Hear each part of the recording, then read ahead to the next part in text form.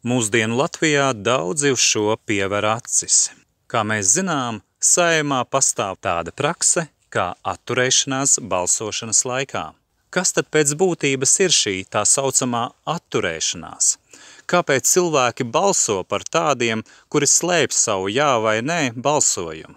Ja Saeimā pastāv atturēšanās no balsojuma opcija, tad tā ir, teikšu, tieši darba imitācija.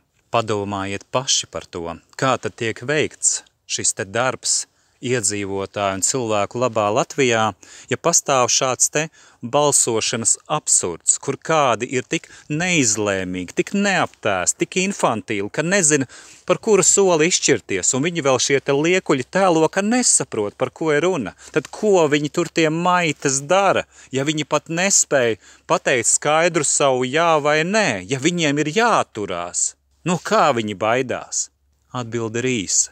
No atbildības. Tāpēc arī ir izveidots šāds te morāli kropls modelis, lai šie te liekuļi un maitas varētu vienmēr spēlēt paslēpes un pēc tam, paejot gadiem, teikt, ka viņi taču darījuši labāko. Un tā gadu no gada šāda suga turpina atkal un atkal līst politikā un apvārdot naivās aitiņas.